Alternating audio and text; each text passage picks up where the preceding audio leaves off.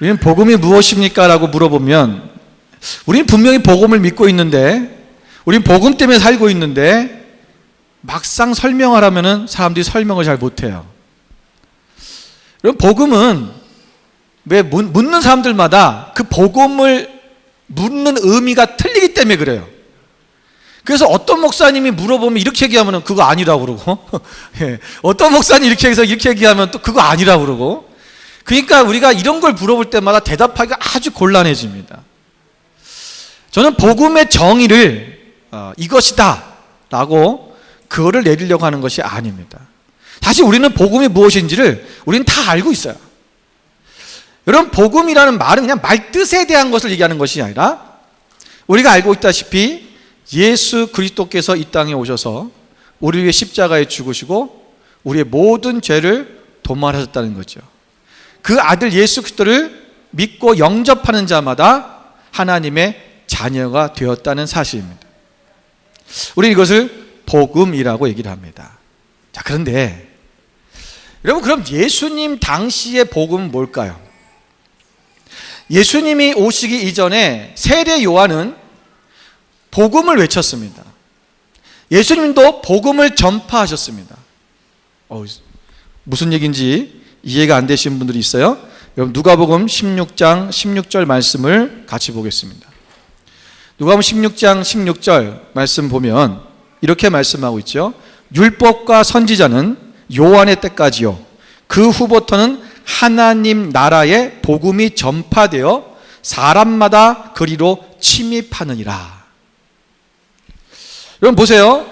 하나님 나라의 복음이 전파된다라는 거예요. 즉 누가 말씀하시는 거냐면, 여기 성경 좀 띄워주세요. 예수님이 말씀하시는 거예요.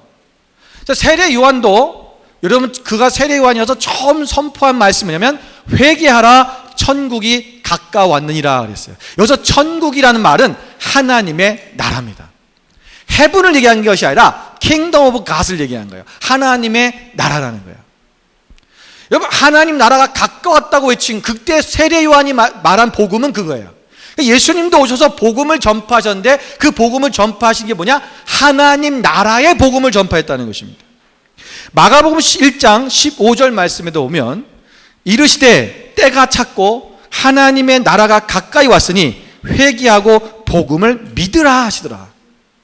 이것도 예수님이 하신 말씀입니다. 예수님께서도 말씀하시기, 예수님이 너희가 복음을 믿으라 했어요. 아니, 예수님이 아직 십자가에 돌아가신 것도 아닌데 이미 복음을 얘기하고 있다라는 거죠.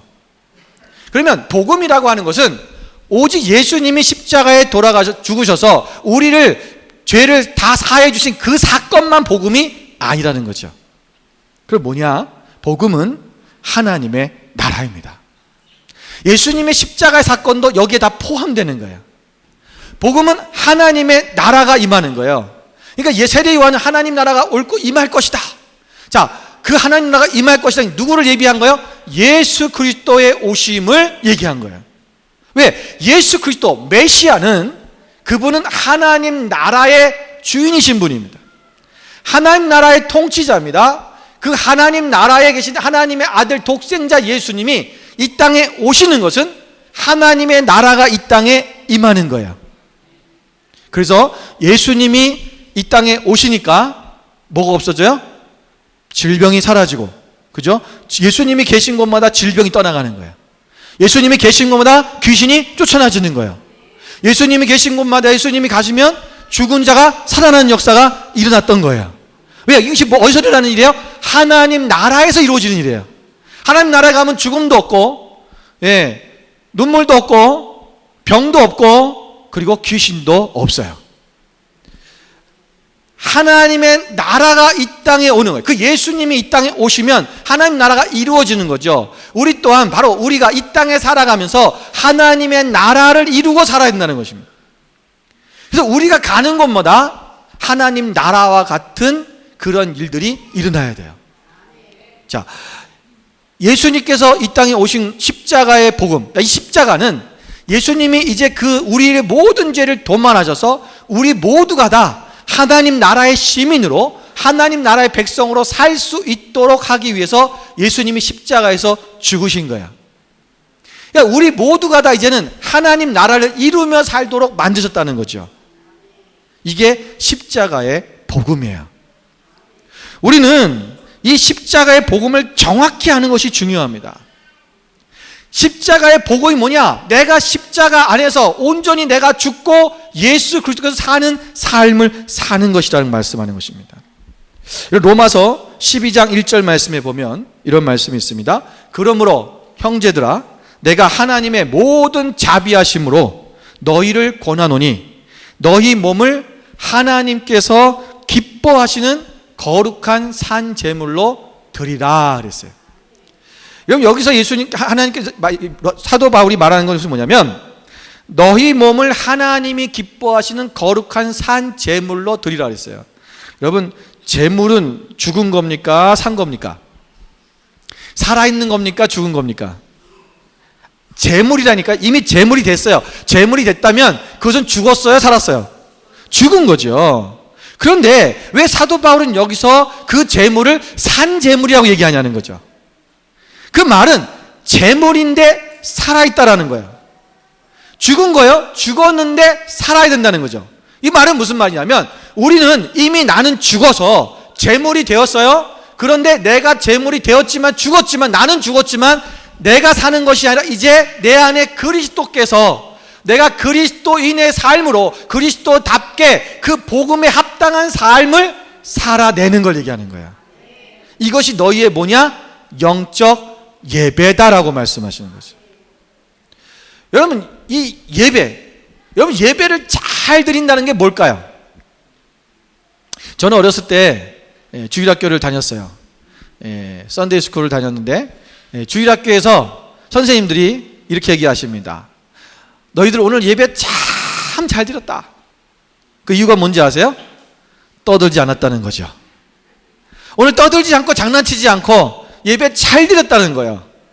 저는 그래서 예배 시간에 떠들지 않는 게, 장난치지 않는 게 예배를 잘 드리는 거라고 생각을 했어요. 여러분은 예배를 잘 드렸다는 게 무엇입니까? 여러분이 오늘 예배가 끝나고 가시면서 오늘 예배 잘 드렸어. 뭐 때문에 예배를 잘 드렸다고 얘기를 하실까요? 무엇 때문인 거예요? 대부분 사람들이 예배를 오늘 잘 드렸어라고 하는 그 의미 속에 담긴 말은 뭐냐면 오늘 설교가 은혜가 됐다라는 거야. 그건 예배자의 모습이 아닙니다. 예배는 내가 드리는 거죠. 오늘 내가 예를 들면 예배팀들이 오늘 찬양을 아주 잘했는데 오늘 찬양을 인도를 잘했어요. 자 그러면 오늘 인도를 잘했을 수 없지 않고 너무 은혜스러웠어. 오늘 나 예배 잘 드렸어. 그런 거냐는 것입니다. 예배를 잘 드렸다는 것은 오늘 우리가 예배를 마치고 이 문 밖을 나갔을 때 그 예배를 끝나고 나서의 우리의 삶의 모습이 어떤 것이냐에 따라 달라지는 것입니다. 예배 끝났는데 가다가 누가 입구에서 툭 쳤다고 예배 잘못 드린 거예요. 예배 드리고 나서 나가다가 어디서 누가 차를 앞에서 쑥 지나갔다고 막 빵거리고 지나갔다고 해서 그 사람에게 화를 낸다면 그건 예배 잘못 드린 거죠. 우리의 삶 속에서 우리가 하나님의 말씀대로 살지 못한다면 그것은 예배를 온전히 드린 것이 아닙니다. 여러분 그래서 이 로마서 12장 1절 다음에 있는 2절에 대한 말씀이 뭐냐면요, 이런 말씀이죠. 너희는 이 세대를 본받지 말고 오직 마음을 새롭게 함으로 변화를 받아 하나님의 선하시고 기뻐하시고 온전하신 뜻이 무엇인지 분별하라. 우리가 영적인 예배라고 하는 것, 우리가 하나님 앞에 드린 예배는, 영적인 예배를 드린다는 것은 뭐냐? 결국 우리의 삶에 새롭게 마음을 바꾸는 거예요.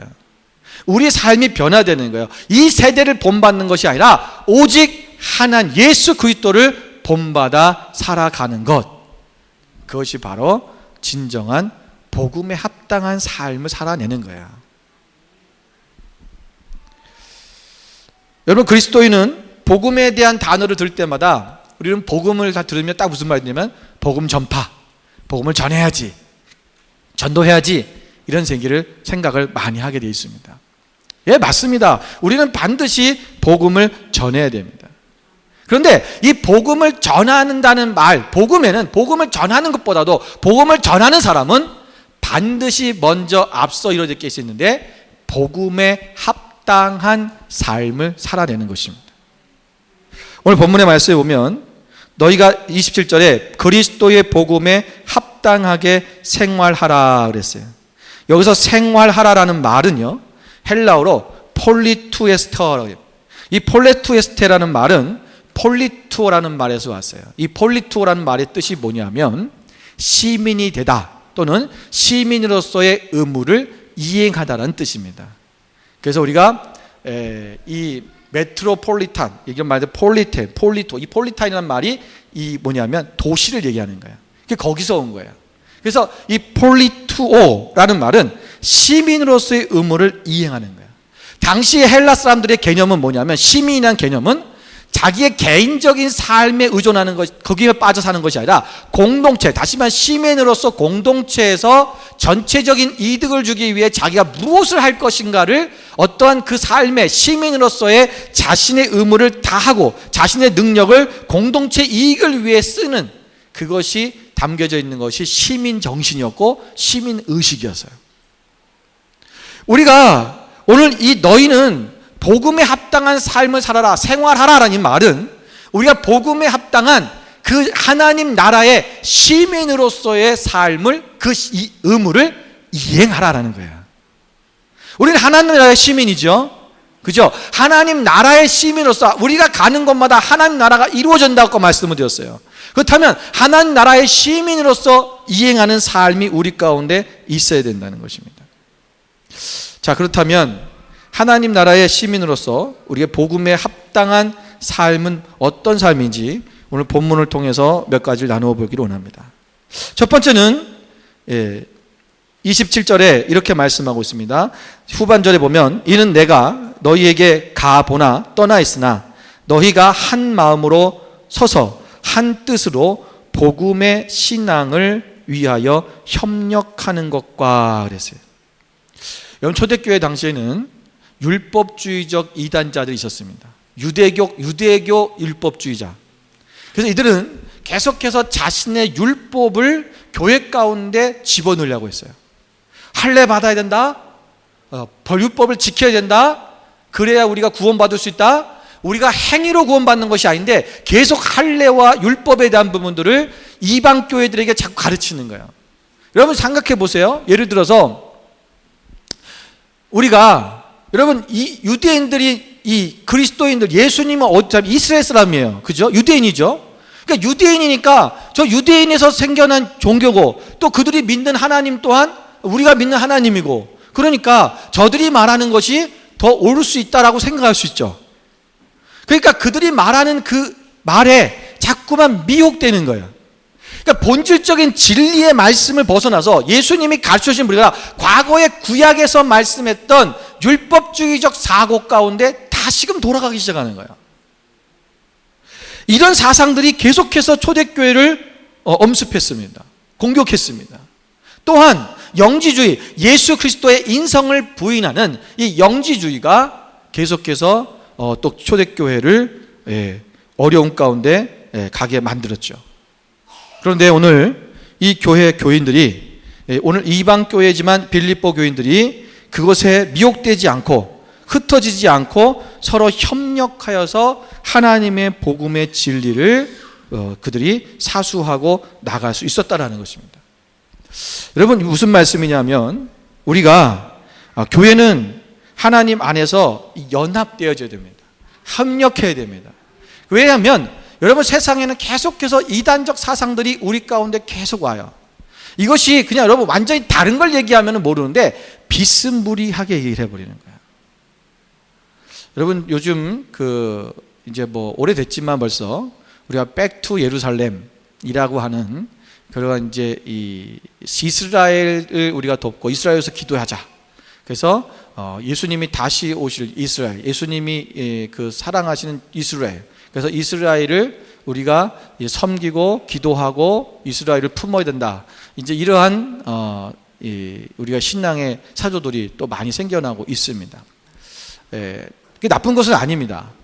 당연한 거고 또 성경적으로 우리 그렇게 해야 됩니다. 그런데 한 가지 문제가 생긴 게 있어요. 그게 뭐냐면 이스라엘로 돌아가는 이런 일들을 하다 보니까 이런 분들이 대부분 무슨 일을 하냐면 자꾸만 유대교 랍비들을 데려다가 하나님 말씀을 배웁니다. 여러분, 유대교인들은요, 자기들의 유대교 입장에서 성경을 해석하게 돼 있어요. 예수님을 메시아로 믿지 않습니다. 예수의 메시아성을 부인하기 때문에 그것을 부인하는 입장에서 성경을 번역해 가야 돼요. 해석해 가야 됩니다. 그러니까 성경을 그렇게 자꾸만 얘기하는데 그거를 모르고 그냥 저들이 말하는 것이 왜 유대인이니까 유대인 랍비니까 더 성경을 잘 알겠지 하고 그들이 풀어주는 성경을 더 은혜가 있고 더 잘 푼다고 생각해서 그들에게 자꾸 배우는 거예요. 어떤 면에서는 성경을 더 어떤 문화적이나 또 역사적이나 이런 민족성이 있기 때문에 우리보다도 더 깊이 있게 성경을 알 수 있게는 할 수 있습니다. 그런데 그거를 처음에는 그걸 따라가다 보면 나중에는 예수가 없어질 수 있어요. 조심해야 됩니다. 그래서 우리가 잘 들어야 돼요. 이런 경우는 있어요. 예를 들면 유대인들이 예수님을 메시아로 믿고 메시아닉 줄 알았는데 개종한 사람들, 여러분 그런 사람들이 가르치는 성경은 다르죠. 말씀은 다릅니다. 그들은 오직 기독교적인 입장 안에서 그리고 예수 그리스도를 메시아로 믿기 때문에 가르치는 게 거기에 초점을 맞춰서 풀어가요. 그러나 그러지 않은 사람들에 대해서는 우리가 조금 조심해야 돼요. 그냥 전통적인 유대교 랍비인데 그들을 데려다가 말씀을 듣는다. 이런 부분은 우리가 좀 조심해야 될 필요가 있습니다. 우리가 하나님께서 오늘 우리가 이 연합해야 되는데 이것을 함께 한 마음이 되어야 된다는 거예요. 그러면 우리가 어떻게 한 마음이 되어져 갈 수 있을까? 어떻게 한 뜻이 될 수 있을까? 여기 보니까 한 마음으로 서서 그랬어요. 여기 서서라는 말은 군인들이 전쟁터에서 자기의 위치에 자리를 잡고 굳건히 서 있는 것을 말하는 것입니다. 이런 로마 시대 때 군인들 기억하시죠? 로마 시대 때 군인들 멋있는 이 갑옷 투구를 쓰고 그다음에 갑옷을 입고 창을 들고 씁니다. 그러면 여러분 어떤 경우에는 창 든 사람이 제일 앞에 쓸 때가 있어요. 그리고 기마병이 뒤에 쓰고 그리고 그 뒤에 활을 쏘는 이제 이 병사들이 뒤에 씁니다. 자기 자리가 있는 거예요. 그 자기의 자리에 딱 서서 딱 맺습니다. 방패 든 자가 제일 앞에 참 쓰죠. 방패 든 자가 앞에 쓰고 그래서 이 대장이 리더가 무슨 구호를 딱 외치면 그러면 그거에 따라서 이 방패 든 자들이 먼저 뭐예요?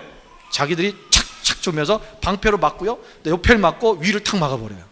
저쪽에서 화살이 들어오면 그렇게 막아서 딱 막는 거예요. 굉장히 아주 철저하게 준비되어져 있는 훈련되어져 있는 군사들의 모습입니다. 자기 자리를 이탈하면 그들이 이 적으로부터 오는 그 공격을 막아낼 수가 없지요. 그런데 그들이 훈련됐고 자기 자리를 굳세게 딱 지키고 있기 때문에 그 적으로부터 보호를 받는 거예요. 승리할 수 있는 것입니다. 여기서 너희가 한 마음으로 쓰다는 말은 그 군인들이 그 전쟁터에서 자기 자리에 딱 맞춰서 그 생명을 걸고 서 있는 그것을 말하는 거예요. 함께 서는 것입니다. 자기 자리를 이탈하지 않는 것입니다. 함께 한 마음으로 굳건히 믿음 안에 서 있는 것, 이것이 우리가 한 마음으로 나갈 수 있는 거야.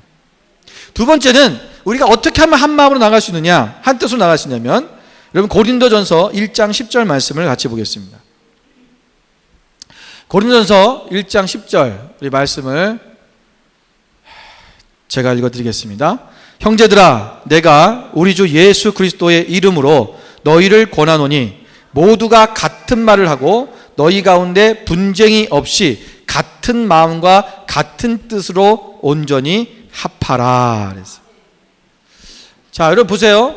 우리가 같은 마음과 같은 뜻으로 나가려면 뭐 해야 되냐면요, 모두가 같은 같은 말을 하는 것입니다. 여러분, 서로가 다른 말을 하는 것, 그것이 분쟁이죠. 그것이 분란이죠. 그것이 분리입니다. 우리가 같은 말을 하는 것이 굉장히 중요합니다. 복음을 전할 때도 같은 말을 해야 됩니다. 우리가 예수 그리스도의 복음을 온전히, 지금 이 초대교회 안에, 이 빌립보 교회 안에 뭐냐면 그들이 안에서 자꾸만 율법주의자들이 와서 다른 말을 하는 거예요. 다른 말. 여러분, 그 교회를 우리가 다니다 보면 이런 경우가 있습니다. 제가 예전에도 우리 성도님 중에 그런 분이 계셨는데, 주일날 예배를 자꾸 못 오시는 거예요. 그래서 왜 예배를 못 오십니까? 그랬더니 환자가 자꾸 온다는 거죠. 그래서 환자를 고쳐줘야 되기 때문에 자기는 교회를 올 수 없다 그러더라고요.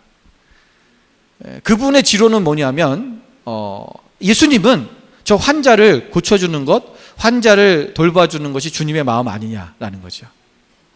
자기가 돌봐주지 않으면 저 사람은 어떻게 되겠냐는 거죠. 제가 그랬어요. 다른 병원에 보내십시오.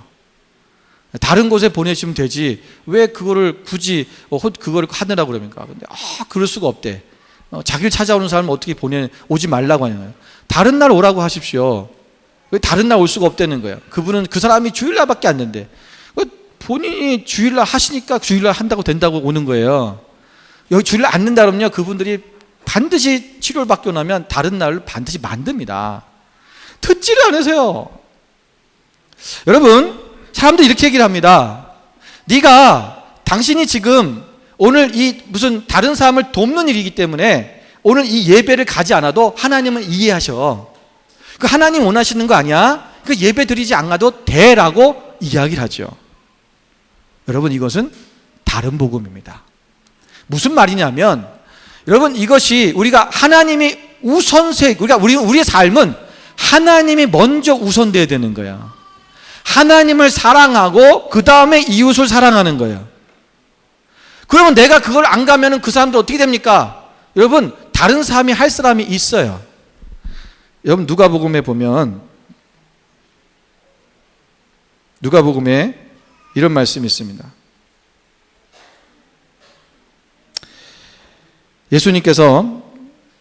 예수님께 어떤 사람이 찾아왔어요. 그리고 제자 중에 한 사람이 이르기를, 주여, 내가 먼저 가서 내 아버지를 장사하게 허락하옵소서.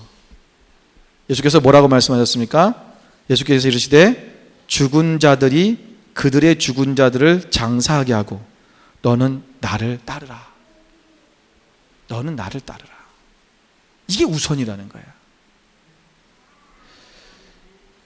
죽은 자들이 죽은 자들을 장사하게 해라. 여러분, 죽은 자들이 돌볼 거예요. 무슨 얘기냐? 여러분이 돌보지 말란 얘기가 아니에요. 사랑하지 말란 얘기가 아니라, 오늘 하나님 앞에 드려지는 이 주일, 우리가 하나님 앞에 예배하는 날은 이것이 먼저 우선돼야 된다는 거예요. 우선순위를 파괴하면서까지 하나님을 따라야 될 사람이 하나님을 따르지 않으면, 여러분, 계속해서 주님 앞에 예배하지 못하면, 여러분 자신의 믿음이 다 떨어져 버립니다. 하나님과 멀어지게 돼 있어요. 그런데 사람들은 자꾸 얘기하죠. 아니야, 이것도 사랑이야. 사랑인 건데 하나님이 이해하셔. 어떤 사람은 또 주일날 열심히 돈을 법니다. 그래서 이거 벌어서 내가 하나님 앞에 영광 돌리면 돼. 나 이거 벌어서 하나님 앞에 건축할 거야. 하나님이 이해하실 거야. 그래서 예배를 안 나온다? 그건 아니라는 거예요. 여러분, 우리가 다른 걸 자꾸 얘기하지 마세요. 우리가 하나님을 믿는 사람들에 대한 것은, 오늘 우리가 그 아버지 앞에 내가 온전히 먼저 서는 것이 중요해요. 그 다음에 우리가 사람을 돕기도 하고 사랑하기도 하고 나누기도 하고 일들을 하는 거예요. 내가 주님과의 관계가 성립도 안 된 상태에서 어떻게 다른 사람을 사랑합니까? 하나님을 사랑하는 마음이 없는데 어떻게 다른 사람을 사랑해요? 그건 일시적인 거예요. 순간적인 거예요. 그냥 당장 그때만 사랑하는 거죠. 또는 그 사랑은 자신의 유익을 위해 사랑하는 거예요. 정말 그를 위한 게 아니죠. 내가 돈 벌어서 건축을 해? 내가 나가서 다른 사람을 위해서 내가 치료해 주기 위해서 내가 결국은 뭐 하는 거예요? 내 돈 버는 일이에요. 사실은 그게 내 중심에 있는 거예요. 돈이 내 중심에 있는 거지 하나님이 내 중심에 있는 것이 아니라는 거예요. 여러분, 우리가 이 복음에 합당한 삶을 산다는 것은 먼저 우리의 말을 하나로 만들어야 됩니다. 그래서 여러분, 우리 군대나 또는 어떤 스포츠를 하는 무슨 팀이나 이런 데 가면 자기네 구호가 있어요. 그죠? 우리 호주가 어디 올림픽 가면 뭐 합니까? 오지 아이 그러잖아요. 같이 함께 구호를 외치는 거예요. 그리고 이 구호를 외치면 뭐 하는 거예요? 한 마음이 되어지는 거죠. 같은 목적을 가지고 같은 구호를 외치자는 거예요. 오늘 우리 교회가 한마디 한 목소리를 낼 수 있어야 돼요. 그럴 때 이 복음이 이것이 하나님 앞에서 합당한 삶을 나가셨어요. 우리가 복음에 합당하는 것은 여러분, 우리가 하나님 앞에 나아갈 때 이런 부분들이 있어져야 된다는 거예요. 옛날에 삼총사라는 영화를 보면 여러분, 삼총사들이 어떻게 해야 합니까? 항상 외치는 게 있죠. 모였다 하면 칼 들고 외쳐요. 뭐라 그래요? All for one, one for all 그래요. 예. 하나가 전부고 전부가 하나다. 그죠? 예. 우리가 하나라는 거예요. 그러니까 그들은 다 같이 싸워. 목숨을 걸고 싸워요. 서로 아주 얼마나 서로에게 우정이 있는지 몰라요. 왜? 그 한마디의 말, 그 말이 하나가 서로를 하나 만들게 하는 거죠. 우리는 그리스도 안에서 우리는 하나님만이 좋으십니다라고 우리 날마다 구호를 외치잖아요. 우리는 온 열방에 만나를 나누자라고 구호를 외치잖아요. 이게 한 목소리가 나와야 된다는 거예요. 온 열방에 만나를 그러는데 우리부터 이러면 안 되는 거야. 나부터 아니에요. 온 열방, 우리 온 열방에 만나를 나누자. 같이 외치는 거예요. 그 마음을 하나로 만드는 거예요. 이래야 우리가 복음이 합당한 삶이 이루어져요. 두 번째는 골로새서 2장 2절 말씀에 이런 말씀이 있습니다. 이는 그들로 마음의 위안을 받고 사랑 안에서 연합하여 확실한 이해와 모든 풍성함과 하나님의 비밀인 그리스도를 깨닫게 하려 함이니. 여기 보면 확실한 이해가 있어야 된다. 여러분, 우리가 하나 되려면요 서로 이해해야 됩니다. 사랑 안에서 연합하는데 연합할 때 뭐 해야 되냐? 서로에 대한 이해가 있어야 되는 거예요. 여러분, 우리는 각자 사람이 참 다 다르죠. 그래서 우리는 이해하기가 어려운 거예요. 여러분, 우리가 하나 되지 못하는 이유가 뭔지 아세요? 내가 이해가 안 되는 거죠. 예. 여러분, 복음에 합당한 삶을 사는데 우리가 하늘나라의 시민으로 살아가면서 우리가 서로를 사랑해야 돼. 사랑하지 못하는 이유가 뭐냐면 이해가 안 되는 거예요. 이해가 안 돼요. 쟤 왜 저러지? 이해가 안 돼. 이 이해가 되져야지만이 우리가 서로 하나 될 수 있는 거예요. 한 마음이 될 수 있는 거예요. 여러분, 술을 좋아하는 사람한테 여러분 길을 물어보면요 이렇게 가르쳐 줍니다. 저기 보이는 호프집에서 오른쪽으로 200m 지나가면 막걸리 집이 있어요. 그럼 거기서 딱 지나가면 그 다음에 거기 룸사롱이 있는데 그 옆에 집이에요. 이렇게 얘기해 주죠. 술 좋아하는 사람은 그래요. 근데 여러분, 목사들은 어떻게 가르쳐 주는지 아십니까? 저기 십자가 보이시죠? 저 교회에서 오른쪽으로 돌아가면 2층에 있는 작은 교회가 보여요. 그리고 거기서 100m 더 가시면 거기가 바로 그 잠시 지금 찾는 곳입니다. 이렇게 얘기를 하지요. 우리가 무엇을 생각하느냐, 내가 무엇을 마음속에 갖고 있느냐, 그 사람의 주관과 그 사람의 삶의 어떤 목적에 따라서 우리가 본론이 다른 거죠. 여러분, 플러스라고 하는 이 플러스죠. 플러스를 여러분, 이것을 사람들에게 보여줄 때마다 그냥 그 그림만 딱 보여주면 이게 뭡니까? 라고 보여준다면 수학자는 그렇게 할 거예요. 이게 더하기입니다. 플러스입니다. 라고 하고. 목사한테 보여주면 뭐라 그럽니까? 십자가입니다. 그럽니다. 산부인과 의사에게 보여주면 배꼽 같은데요? 이럴 거예요. 여러분, 약사한테 보여주면 그 녹십자인데 이럴 거예요, 아마. 여러분, 각자 사람마다 보여주면 그 사람의 직업이나 그 사람에 따라서 다르다는 거죠. 오늘 우리가 서로가 다 다른 입장과 관점에서 모든 걸 보는 거예요. 그렇기 때문에 우리가 서로를 이해할 수 있어야 돼요. 이해해 주는 거예요. 상대방이 나한테 이해할 수 없는 행동이나 말이나 이런 것을 할 때가 있어요. 그때 우리가 볼 때 왜 저러지? 그러지 말고 그 사람의 입장에서 왜 그럴 수밖에 없는지를 한번 이해해 보는 거죠. 그러면 우리가 서로 한 마음으로 나아갈 수 있어요. 세 번째는 에베소 4장 3절에 있는 말씀입니다. 어떻게 한 마음이 될 수 있느냐? 평안에 매는 줄로 성령이 하나 되게 하신 것을 힘써 지키라 그랬어요. 뭐요? 우리의 평안에 매는 줄로 우리가 성령이 하나 되게 하신 것을 힘써 지키라. 자, 성령이 하나 되게 하시는데 어떤 걸 하냐면 평안으로 한다는 거예요. 우리 안에 이 평강이 넘치면, 평강이 있으면요 우리가 하나 될 수 있어요. 자, 평강이 없다. 평강이 없다는 것은 우리 안에 뭐가 있다는 거예요, 지금요? 뭐가 우리를 지금 붙잡고 있다는 겁니까? 두려움이 있다는 거예요. 여러분, 두려움이 있으면 절대 평강이 있을 수가 없습니다.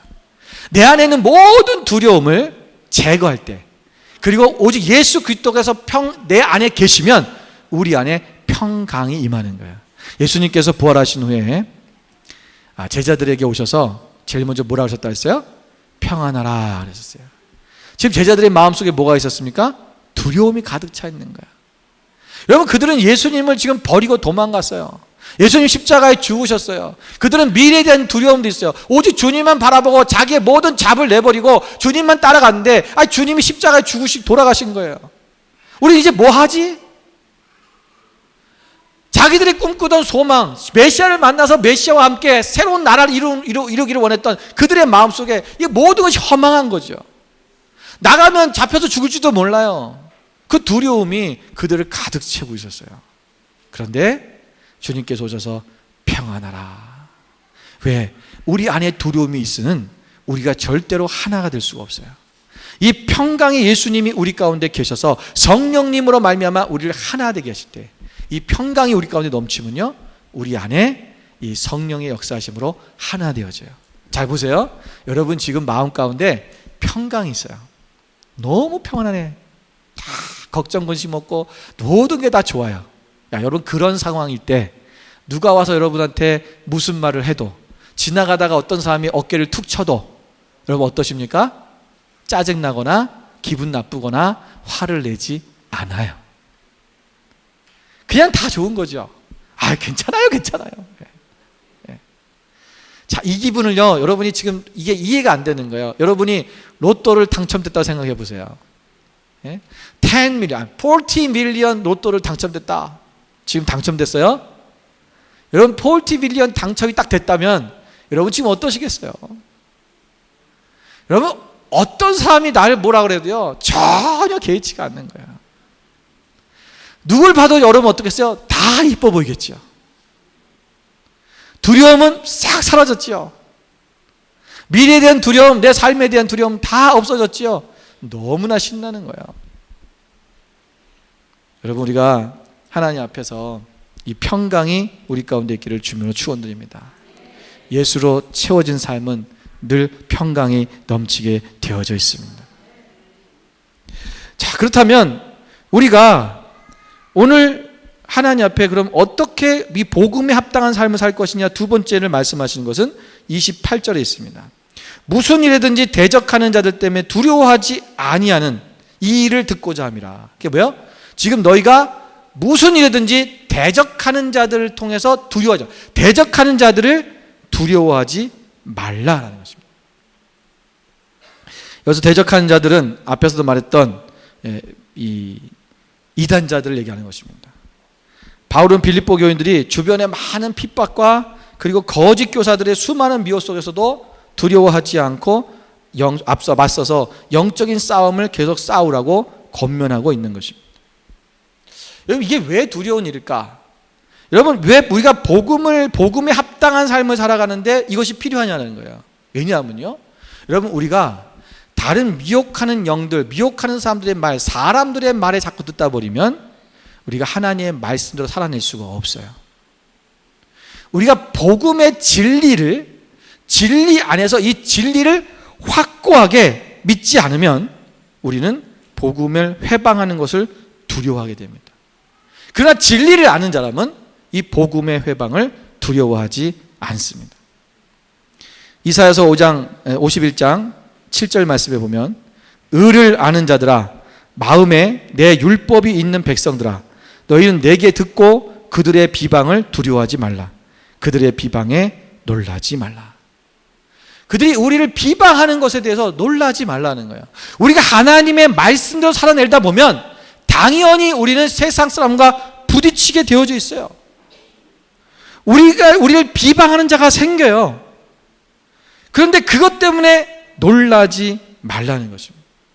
어떤 처지에 있을지라도 진리는 항상 승리한다는 이 사실을 확신하고 사람이나 어떤 환경이나 어떠한 상황을 두려워하지 말고 오직 하나님 앞에 나아가라는 거죠. 마태복음 10장 28절의 말씀에 보면 몸은 죽여도 영혼은 능히 죽이지 못하는 자들을 두려워하지 말고 오직 몸과 영혼을 능히 지옥에 멸하실 수 있는 이를 두려워하라.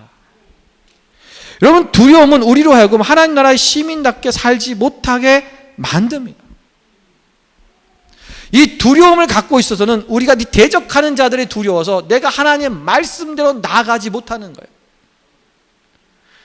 우리가 하나님 앞에 여러분 믿음을 가지고 이제 이 대적하는 자들을 두려워하려고 복음의 진리, 이 복음을 붙들고 복음만이 승리한다는 것을 알고 복음이 확실하다는 것을 알고 이 믿음을 가지고 나아가는 그 삶이 우리 가운데 있어야 된다는 것입니다. 마지막 세 번째로는 29절 말씀에 그리스도를 위하여 너희에게 은혜를 주신 것은 다만 그를 믿을 뿐 아니라 또한 그를 위하여 고난도 받게 하려 하심이라. 여러분, 고난도 받는 것을 두려워하지 마십시오. 무슨 말이냐면 여기서 보면 고난을 받는 걸 두려워하지 말 이렇게 안 하고요, 고난도라고 그랬어요. 이 말은 뭐냐면 우리가 예수 그리스도를 믿으면 하나님의 은혜 안에 있다라는 거예요. 은혜. 이 은혜의 삶입니다. 은혜가 있는데 그 은혜 중에 고난도 받는다는 거지. 우리가 예수 믿으면 무조건 고난이 있다, 그 말도 아니고 우리가 예수 믿으면 무조건 은혜만 있다, 이 말도 아니라는 거야. 우리는 은혜의 삶을 사는 것입니다. 은혜입니다. 주님을 만난 것이 은혜예요. 그러나 이 은혜의 삶 속에 우리는 고난도 있다라는 거예요. 다시 말하면 그리스도인이 고난받는 것을 당연히 여기라는 것입니다. 고난이 당연히 있어야 되는 거예요. 왜? 우리는 이 세상에 살고 있기 때문에 그렇습니다. 이 세상은 여러분 인본주의 세상에 우리가 살고 있어요. 그러나 우리는 인본주의 삶을 살려는 것이 아니라 신본주의 삶을 살려고 해요. 하나님이 원하시는 대로 살려고 하니까 고난이 오는 거예요. 이 땅은 불의의 땅입니다. 계속해서 불의를 행하려고 해요. 그러나 우리는 의를 행하려고 해요. 그러니까 당연히 고난이 오는 거죠. 여러분, 예를 들어서 내가 지금 인생을 살면서 나에게 이런 고난이 없다. 여러분이 잘못해서 받는 고난 말하는 게 아니에요. 그 고난이 아닙니다. 내가 잘못해서 일어나진 결과죠. 그걸 고난이라고 말하는 게 아니에요. 내가 공부를 안 하고 맨날 놀기만 했어. 대학에 떨어졌어. 하나님 나에게 왜 이런 고난을 주십니까? 그럼 안 된다는 얘기예요. 그건 고난이 아니죠. 자기가 공부를 안 한 거지. 내가 하나님 앞에 그리스도인으로서 살다 보니까 세상 속에서 부딪혀오는 어떤 핍박받는 그런 고난을 얘기하는 거예요. 우리가 세상이 불의한 삶을 사는데 나는 의롭게 살려다 보니까 고난을 받는 거죠. 그거 얘기하는 거예요. 그거는 당연하다는 것입니다. 당연하다는 거예요. 여러분, 고난이라 생각하면 그건 고난입니다. 근데 고난을 여기서 당연한 것을 여기면 그것은 우리에게 기쁨이 될 수 있습니다. 제가 지난주에 저희 복도방에서 리얼 에스테이트에서 전화가 왔어요. 주인이 집을 판다고 집을 이사를 하라는 거죠. 그 노티스를 줬는데 이제 90일 안에 나가라고 노티스를 줬습니다. 그 제가 이제 집을 이제 찾아봐야 되잖아요. 집을 구하고 막 근데 이제 막 또 이사할 생각하니까 너무 깝깝한 거예요. 이사하려면 또 목돈이 또 있어야잖아요. 디포짓 내야 되고 또 이 집에서 디포짓 받아서 하겠지만 그럼 당장 그 받기 전에 내야 되잖아요. 뭐 그 돈도 필요하지. 당장 2주치 먼저 6주치가 필요한 거예요. 그거 내야죠. 또 이사하려면 집 찾아봐야죠. 또 이사하려면 또 뭐 이사하는 비용 들지, 또 힘들지. 생각해가 너무 고단한 거예요. 그래서 제가 지난주에 어떤 우리 이제 성도님들하고 같이 밥을 먹다가 이제 예배가 이제 그런 얘기를 했어요. 이사해야 되는데 너무 힘들어 죽겠다고 막 그랬더니 한 분이 저한테 그래요.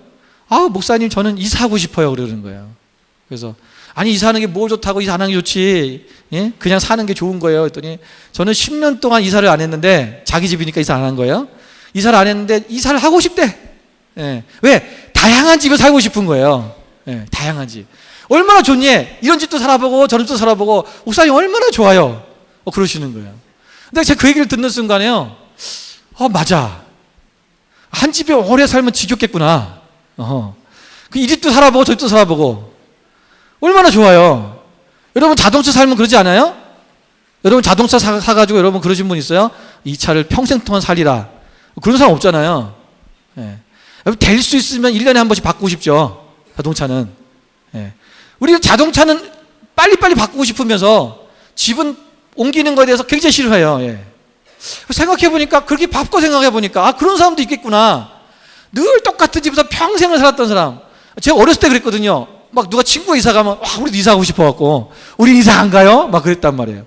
이사하고 싶은 거죠. 다른 집에 살아보고 싶은 거예요. 어른이 되니까 이것이 고단스러운 거지. 여러분, 이거를 바꿔 생각하면 너무 좋은 거라는 거죠.